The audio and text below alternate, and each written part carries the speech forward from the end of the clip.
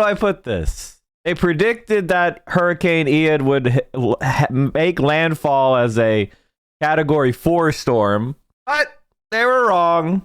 It seems that the surface level wind measurements are above Category 5. Well, that's, what can you say? Also, the hurricane is also moving extremely slowly. So why don't we just hop right into that? If any of my viewers are in Florida, I hope you listen to all of public direction for whether you were to evacuate, shelter in place. I hope you have a survival. I hope you're all right, is what I'm trying to say.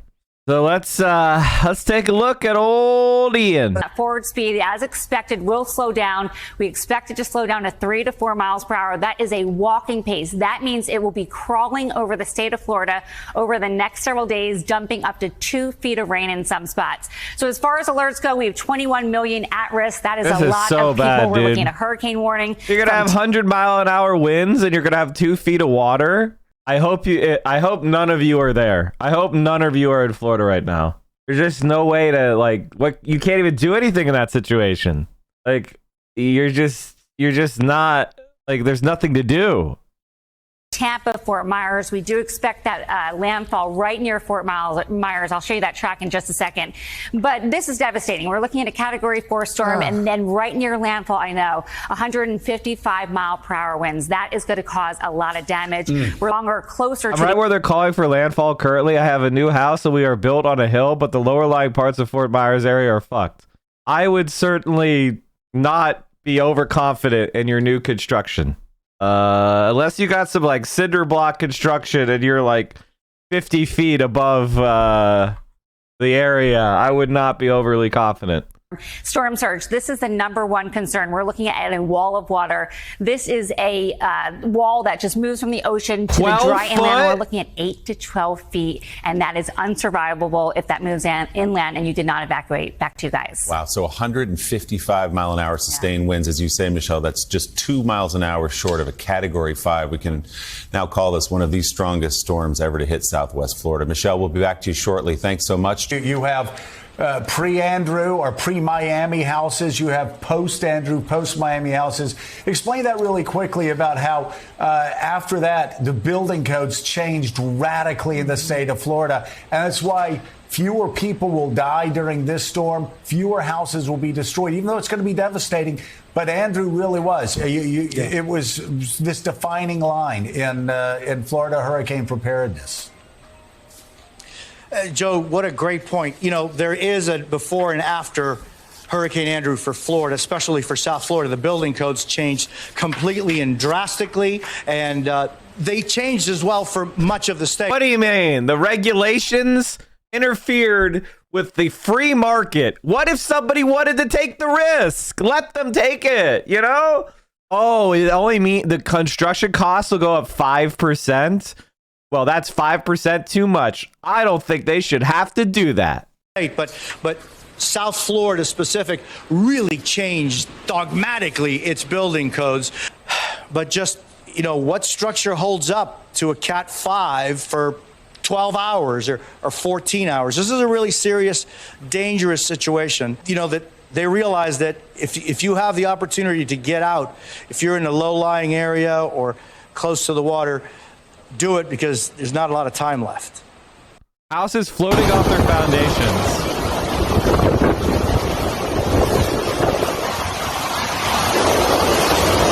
Yeah, that's what I said earlier. When you have storm surge that goes this high, houses start to float off their foundations. Everything is just destroyed. I don't know, Chad. It looks pretty bad. It looks pretty fucking bad. I always feel like people don't take this type of shit seriously for some reason. Dying to a hurricane is too normie. You know what I mean? I've got all these plans. I can't die to a dumb hurricane. I can't drown to some bullshit, storm. That's cringe, man. That's cringe. People are swimming in the storm surge at Fort Myers. New video from Fort Myers shows swimmers getting in the storm surge. Not only are they dumb as fuck, They're getting into the water next to a pier with concrete columns. You're begging to get battered into the column, knocked out, and die. You dumb motherfuckers. You dumb motherfuckers. Holy shit.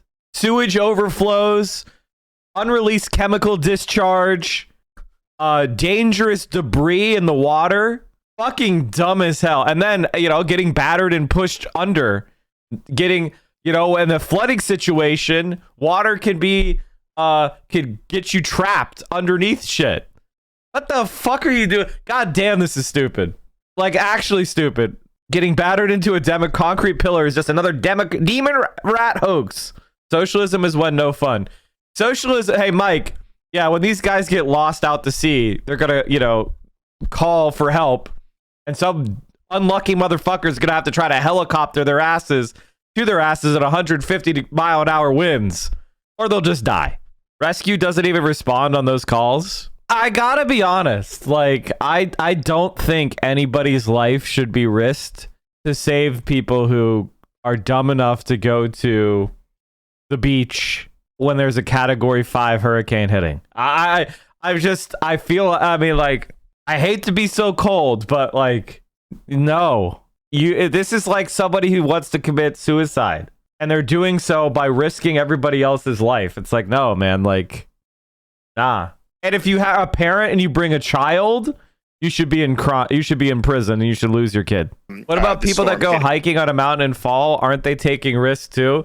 There's a difference between taking a risk and then having a mishap over an activity that could be done safely versus openly ignoring extremely, like, you're comparing apples to oranges, right? Like, hiking down a trail, yes, there's risks that are involved in that, but going to a beach that's under evacuation order during a hurricane is different, especially because of the scale of other people that are going to need rescue, right? Like, in a hurricane, a bunch of people who did the right thing are going to nonetheless need aid and assistance. When somebody wanders off a trail while hiking, there's not like 10,000 other people that are in need of rescue at the same time. Now, if there's, say, like a major forest fire and you go hike into the forest fire, well, then, yeah, you should probably be a lower priority rescue than somebody else who didn't do that. But I think it's pretty easy to distinguish between people that are doing something that is inherently risky versus somebody who is doing something that has some risk and then had bad luck or a mishap happened. You don't hike trails in snowstorm. You should be in the beach in a hurricane. And then, again, these are all... there's a difference in kind, Like, there's also a limited availability of rescue resources, right? That's the other aspect. You have to triage. You have to be like, okay, we're in a hurricane. We have to triage. If nobody else needs rescue, fine. But, if a bunch of people need rescue, you're at the bottom. Is under mandatory evacuation. Please evacuate the area.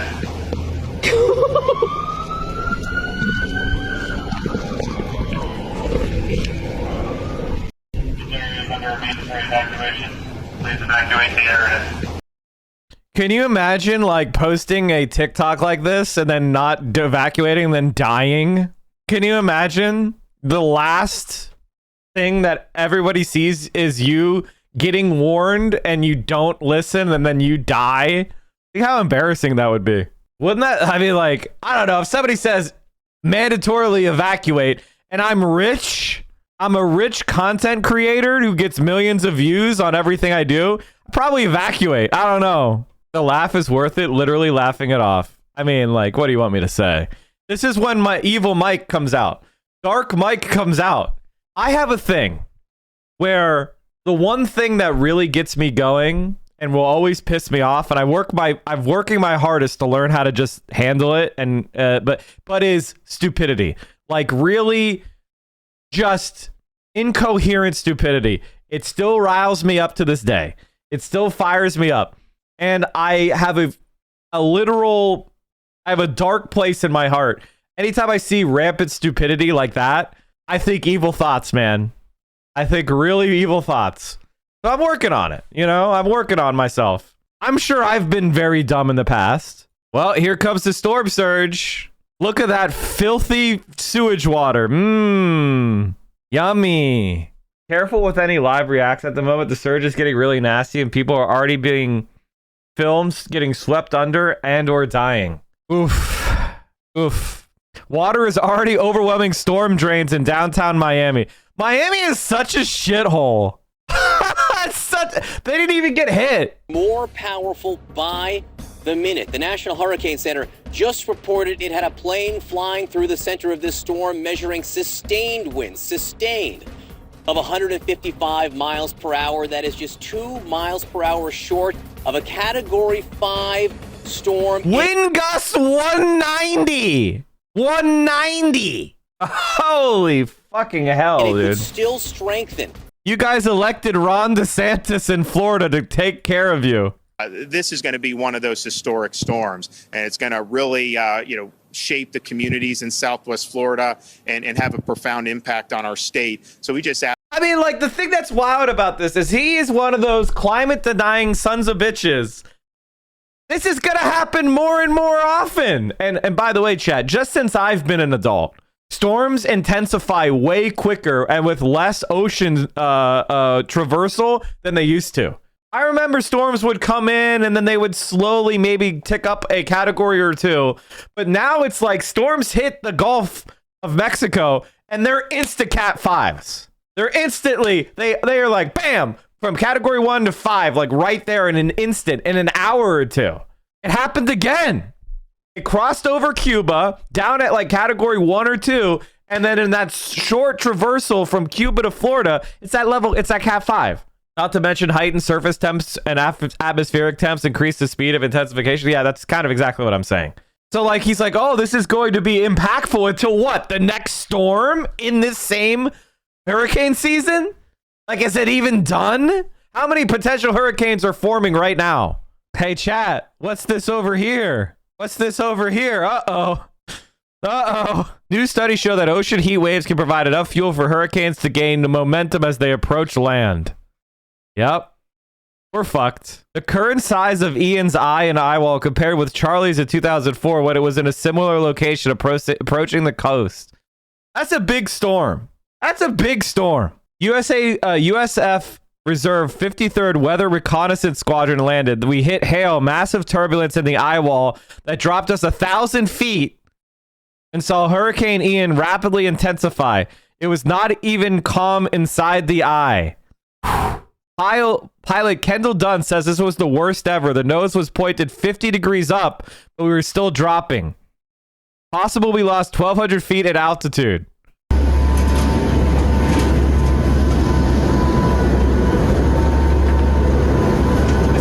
This is the hurricane hunters flying through it.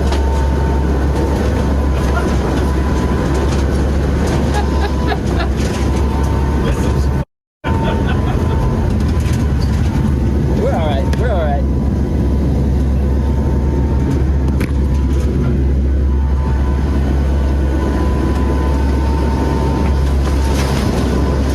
Is this Twitch's server hub? Yes. Oh, there goes the signs. There goes the beds. Holy cow.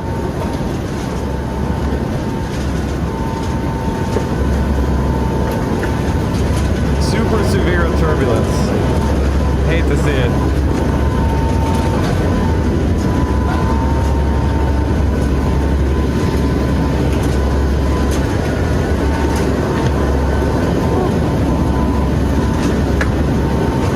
Oh, you can't parachute into a hurricane. What? Got it coming out of this. They abandoned the Dominator.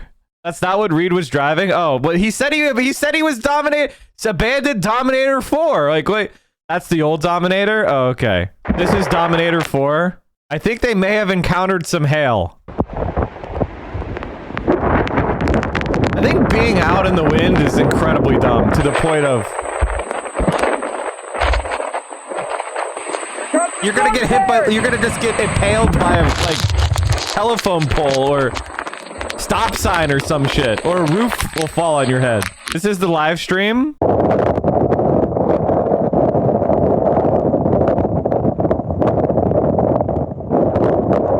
It's not that the wind is blowing, it's what the wind is blowing.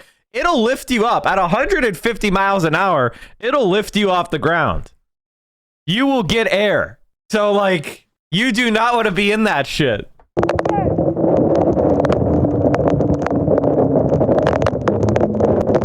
Then you can see the ocean overtopping the seawall. I don't think that fan's gonna make it. This is the bay. This is like the low tide.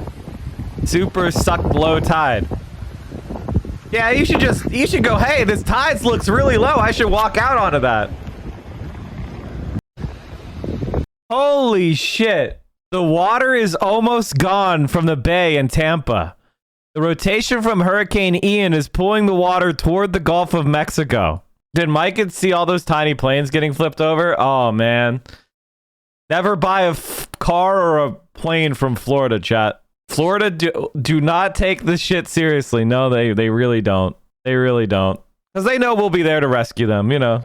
People are seen walking into the middle of Hillsborough Bay as winds push the water away from downtown Tampa. Everyone in the area is being advised to seek shelter as Hurricane Ian approaches. Chat, this is... Do any of these people look to you like they're strong swimmers, chat? This is the opening ceremony for the Darwin Awards. Jesus Christ. Hurricane Ian is seen from 22,000 miles away in space. That's a big boy. Doing the best we can here, folks. Once again, this is exclusive coverage only on the Severe Studios YouTube and look at this on the Weather Channel. Look at that tree. It's the only place you're going to see these cameras right now. What's going on? Cam 5. Look at that. Look at this. Look at that. Every time it gets hit by a wave, it locks up and it comes right back. Look at that storm surge. Holy shit. That's not like ocean. This is supposed to be a street. And camera 9 just taking an absolute beating right now in Fort Myers Beach, yet it is still broadcasting. It is mostly underwater right now. Mostly underwater right now. And again, I'm told that was, I don't know if this was a joke, but Jordan stood on John's shoulders to put that up. So that is 10 to 12 feet, potentially, of surge water. I mean, that's just insane. And, oh, just got hit by a piece of debris again, which kicks it back to the right and levels it out again. Underwater now. How it's even attached to the pole anymore, I don't know. We might watch this thing float away live. I mean, like... Everything that this water touches is destroyed, too. This is something that people don't understand, is that when flood water or storm surge touches clothes or vehicles or drywall or walls, it will... you don't know what the contaminants are in it, but also it just causes huge mold growth, fungal growth. The water rots support members. I mean, you're talking about just the total and utter destruction. Everything that isn't washed away is just contaminated, and it has to be ripped apart. I'm in Central Florida. It's been a light, steady rain here since about 11 a.m. We're just beginning to feel the first bands of light wind. Small branches have been falling, and I can confirm with a drive-by that UPS is still out making deliveries. Category 5, sustained winds of 157 miles per hour. 157 miles per hour or higher. Catastrophic damage. A high percentage of framed homes will be destroyed, with total roof failure and wall collapse. Fallen trees and power poles will isolate residential areas. Why is UPS doing that? Why? What are you linking me? Holy fuck, it does look like Mike from PA in like 20 years. Bro, this is literally Mike. This is Mike from PA in 80 years. From PA if he smoked like a pack of Marlboro Reds every day in like 20 years. Holy shit, this is Mike in 20 years. Oh my god. No, it's not. It's not true.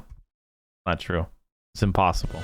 Are you watching the stream unsubbed? You're making income inequality worse. You are doing anti-praxis. We are the only Twitch stream that will not except scam advertisers, and I will never fuck you over by selling you crap